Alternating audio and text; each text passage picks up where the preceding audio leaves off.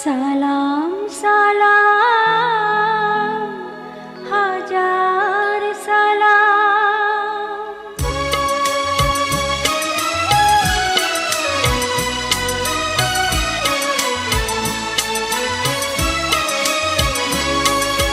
সালাম সালাম হাজার সালাম সকল শহীদ চরণে,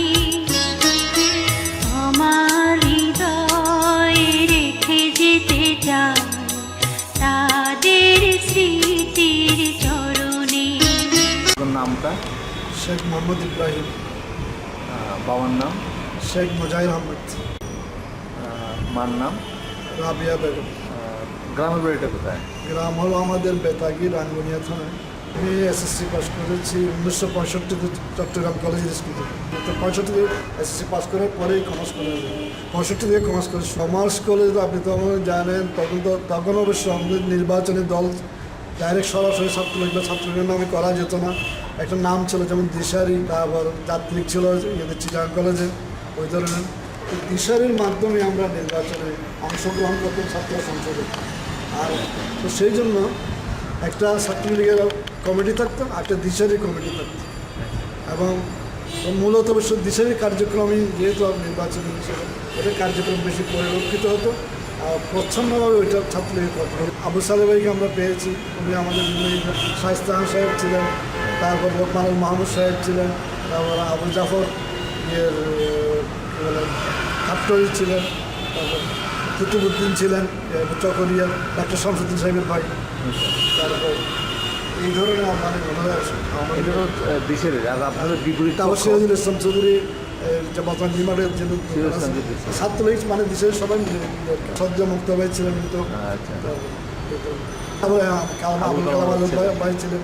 এই ওনারাই মোটামুটি ইয়ে করতেন ছিল মনে হচ্ছে। ছাত্র নেই আবু তাহের মাসুদ ভাই, তারপর মুস্তাক আহমদ ছিল, আর জঙ্গি ভাই ছিলেন। 65-তে তো আপনি জানেন 5 বার যুদ্ধটা লাগবে, তখনই আমরা তারপর বঙ্গবন্ধুত্ব এরপরে 66-তে 6 দফা আন্দোলন চলাতো। 6 দফা মোটামুটি ছাত্রলীগের এবং দিশারির যা সবাই সম্পৃক্ত ছিল দেশে, এবং কেন্দ্রীয় নেতাদের সাথে যোগাযোগ করতো। যত ধরনের কর্মসূচি হতো ওগুলো যথাযথভাবে পালন করতে হতো। পালন করতে গিয়ে যেহেতু সরকারি খরচ বিভিন্ন রকমের বাধার সম্মুখীন হতে হতো। তারপর আপনি নিজেও জানেন আমাদের শহর হিসেবে তখনকার দিনে একটা হরতাল করা অনেক কষ্টসাধ্য ছিল। ওগুলা লিফলেট বিলি করা হতো, তারপর আবার এই যে নিজে হাতে লিখে পোস্টার দিতে হতো, তারপর বিভিন্ন জায়গায় পিকেটিং করতে হতো এবং অনেক কিছু। প্রত্যেকটা জিনিস আপনি নিজেও লক্ষ্য করেছেন যে তখনকার দিনে আমরা বিশেষ নতুন নতুন যারা ছাত্র আসতো তাদেরকে বোঝানোর জন্য আমরা ঘরে ঘরে হাউস ক্যাম্পিংটা করতাম। প্রথম বর্ষে যারা আসতো ইন্টারমিডিয়েটে এবং ডিগ্রি প্রথম বর্ষে যারা আসতো তাদের ঠিকানাটা অফিস থেকে নিয়ে প্রত্যেক ঘরে ঘরে শহরের আনাচে কানাচে গিয়ে ওগুলো আমরা ঠিকানা সংগ্রহ করে ওদেরকে বোঝাতাম এবং এই যে আমাদের আদর্শ কি, আমরা কী চাই, আমার কলেজে কি। এইভাবে অ্যাকচুয়ালি ছাত্রলীগের আজকে যে আমরা পরবর্তীতে যে ইয়েটা দেখেছি ছাত্রলীগের জনপ্রিয়তা এবং ছাত্রলীগের গ্রহণযোগ্যতা এবং ছাত্রলীগ একটা বিশাল একটা যে সংগঠনের পরিচয়, এইভাবে প্রতিটি কর্মী এবং বিভিন্ন কার্যক্রম এবং এই ধরনের এগুলোর দ্বারা হয়ে গেছে। আমি তো একদম 70 পর্যন্ত ছিলাম এবং 70-70 আমি কমার্স কলেজের বিপি ছিলাম, জিএ ছিল হাসেন রাজা পারফিউম। 71-এ প্রথম দিকে তো এই যে 71 আপনি নিজে জানেন 70-এর নির্বাচনের পরে সবাই তো আশা করলো যে মানে দেশে একটা কিছু হবে, যাক এর হলো না। জানুয়ারি থেকে আমাদের অনার্সের পরীক্ষা শুরু হয়ে গেল এ করে। তারপর মার্চের 1 তারিখ যে এখন ঘোষণা করলো ওই দিন আমাদের অনার্সের মানে লাস্ট পেপারের পরীক্ষাটা ছিল। যখন এখন ঘোষণা করলো যে হবে না, মানে পিছিয়ে দিল সংসদের অধিবেশন, তখন আমরা ওই কাগজ কলম ওইখানে রেখে বের হয়ে গেছি। অবশেষে মার্চে আমরা অস্ট্রেলিয়ায় ছিলাম। তারপরে এমনি আপনি তো নিজেই জানেন শহরে আমরা বিভিন্ন যে আস্তে আস্তে পাকিস্তানিদের সেলিং করে করে আসতেছিল, তো ওই সময় শহরে ব্যারিকেড যেটা বাদামতলির যেখানে জিয়া রহমান গিয়ে আটকে গেল, ওই সমস্ত আগ্রাবাদের একটু ব্যারিকেডগুলো কমার্স করে ছাত্র ভাই করছে, তোয়া গাজীরা মিলে। তারপর ওই মাকবরের কি যেমন না জাকারিয়া ছিল, তারপর একটা কালো করে গোলটলি বাড়ি আর কি মাকবরদের বাড়ি, তারপর ওরা স্থানীয় ওরা ছিল হাসান শরীফ, তারপর আবার কমার্স করে ছাত্ররা সবাই মিলে ছিল ওইখানে। কালোরডাঙ্গা পাহাড় আপনি শুনতে যে জিয়া রহমান সাহেব ছিল ওইখানে ওনাদের ঘাঁটি। আমার জাস্ট আমাদের কর্ণপুরের দক্ষিণ পাড়ে ওনারা, উত্তর পাড়লা আমরা। তো আমাদের গ্রামে ফজলুল কাদের চৌধুরী আপন ফুফাতো বোনের জামাই থাকতো। তো ফজলুল বাগের চৌধুরীর ফুফাতো বোনের জামাই দুইটা ছেলে এবং কিছু আত্মীয়স্বজন মিলে ওখানে গ্রামে লুটপাট করার জন্য বিশেষ করে হিন্দুদের এবং আওয়ামী লীগের ঘর ইয়ে করছে। তখন মানুষ মানে উত্তেজিত হয়ে ওই দিন করলো কি তাদের ঘরটা ঘেরাও করে ওদেরকে মানে মেরে ফেলার এরকম উপক্রম হয়েছে। ঠিক ওই সময় দক্ষিণ পাড়ে আমাদের আর্মি যে ক্যাম্প ছিল যেভাবে ওখানে খবর দেওয়া হলো, ওরা এসে তারপর ওদের থেকে ধরে নিয়ে ওই দিন ফজলুল কাদের চৌধুরী এখন ফুফাতো বোনের জামাই, তারপর ছেলে এবং আরও 3 জন আত্মীয়, আরও একজন ওদের প্রায় 6-7 জন লোককে গুলি করে কর্ণফুলিতে মানে মেরে ফেলছিল।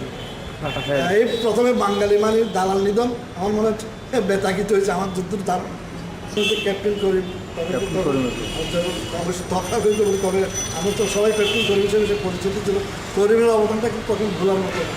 সে এলাকায় নিজে অর্গানাইজ করেছে এবং আমারও এখন আমার উপরে করিমকে নিয়ে আমরা পাহাড়ের মধ্যে আমাদের পাহাড়ি এলাকা মানসর টিলা পাহাড়ের জন্য আপনার সব গেছেন কেউ জানি না, জাস্ট ইঞ্জিনিয়ারিং ইউনিভার্সিটি যেটা আছে বর্তমান ওইটা দক্ষিণ দিকে পুরো পাহাড় সেটা তো করিমকে নিয়ে আমরা বিভিন্ন রকম সলা পরামর্শ করতাম কীভাবে করা যায়। এই যে আমরা একটা পাওয়ার ফাইলে নড়িয়েছিল ওইটার পরামর্শটা ওখানে আগে হয়েছিল। মোটামুটি জুলাই কি অগস্টের দিকে পদুয়া হয়ে প্রায় দুর্গম অরণ্য অঞ্চল অতিক্রম করে মিজোরামে চলে যাই। তো মিজোরামে ওখানে আমার সালে ভাই ছিল, ওনাকে পাইলাম।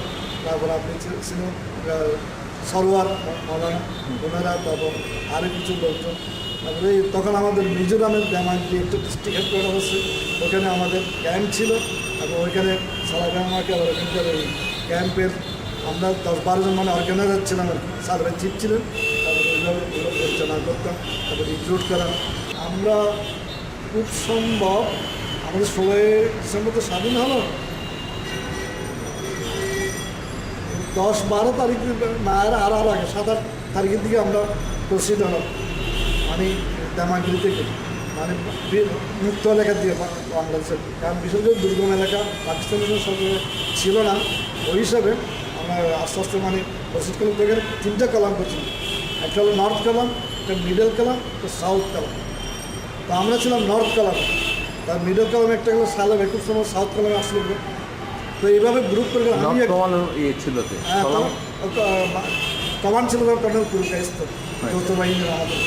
তো আমরা ভারতীয় সৈন্য, তারপর আমাদের মুজিব বাহিনী যে ট্রেনিং প্রাপ্ত পাহাড়ি এবং নির্বাহীদের মিলে যেগুলো আসলে এগুলো এবং স্থানীয়ভাবে যেগুলো আমরা ট্রেনিং স্থানীয়ভাবে ধরুন হয়তো 100 সদস্যের মতো নিচে আর কি, সবাই মিলে আমরা প্রসিড হলাম বাংলাদেশের মুক্ত এলাকা থেকে। তারপর দুর্গম এলাকা, তারপর রাত্রে মানে অনেক সময় জঙ্গলে কাপড় হয়েছে আমাদেরকে একদিন করে নুরুল নবীর মানে জ্বর কাপড়ে দিয়ে জ্বর আসছিল, আমি ওকে নেওয়া যায় কিনা তবু যাক নিয়ে। আচ্ছা, নুরুল নবী মানে কি মিরেশ্বরের বাড়ি?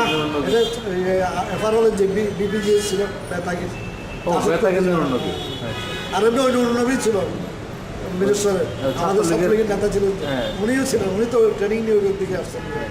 তার চেয়ার মধ্যে একবার মনিভাই আসছিলেন। আচ্ছা সবাইকে আমরা বিশেষ করে মেয়র সাহেব কোন কলামে? মেয়র সাহেব ওইদিকে ছিল, ওইদিকে ছিল মোক্তার ভাই। আচ্ছা ওইটা একটা প্রসঙ্গটা বলে রাখি, মোক্তার ভাই এবং সুলতান মোহাম্মদ কুসুমপুরি আর আব্দুল হামিদ যাদের আমরা পরে দেখি, ওনারা 3 জন কিন্তু ওখানে গেছিলেন, ওখানে কিছু শর্ট ট্রেনিং নিয়ে আবার চলে আসলেন। সেই জন্য ওনার সঙ্গে আমার দেখা হয়নি, পরে আমরা। তো এই যে কলামগুলো করলো, নর্থ কলামে আমরা কর্নেল কুরকাইস্তের নেতৃত্বে যৌথ বাহিনী নিয়ে আস্তে আস্তে মানে আমরা ভিতরে আসলাম। তারপরে আমাদের যে গন্তব্যস্থান ওইখানে আসতে খুব সম্ভব 2 দিন না 3 দিন লাগছিল। আমতলি বলে একটা জায়গা ছিল ইলেকট্রনিক উপরে, তার আমতলিতে ওখানে মুক্ত এলাকা ঘোষণা করা হলো, ওখানে আমাদের ডেরা পাতলাম। তখন ওইখান থেকে কিন্তু তখন মাইনে মুখ, তারপর সুবলম, তারপর মালয়েশিয়া, এসব জায়গায় কিছু পকেটে পাকিস্তানের সঙ্গে তখন রয়ে গেছিলো। তো সেলিং হতো এই দিক থেকে, ওরা করতো এদিকে হতো। কিন্তু পরে আস্তে আস্তে ওরা সরে গিয়ে সবাই রাঙ্গামাটিতে কনসেন্ট্রেট করলাম। তো আমরা করলাম কি, আমার ওইখান থেকে আমার আরেকটা গ্রুপ মালয়েশিয়ায় চলে গেল। তো মালয়েশিয়ায় গিয়ে তখন আমাদের এখানে অবস্থান করতে হলো এবং আমাদেরকে নির্দেশ দেওয়া হলো যে তোমরা এখানে স্থানীয় প্রশাসনকে করতে হবে, ঠিক করতে হবে। প্লাস যারা রাজাকার এগুলো বিশেষ রাজাকার ছিল চাকমা আমার কাছে, ওদেরকে সারেন্ডার করে ওদের অস্ত্রগুলো করতে হবে। এবং স্থানীয় কিছু প্রশাসনের লোক তো প্রায় তখন বিচ্ছিন্ন হয়ে গেছে, প্রশাসন বলতে কিছুই ছিল না। তো স্থানীয় যে কয়েকজন ছিল পুলিশ অফিসার মশল, ওদেরকে নিয়ে মালয়েশিয়াতে আমরা তখন মালয়েশিয়া স্বাধীন হয়ে গেছে, তাও স্বাধীন হয়ে গেছে।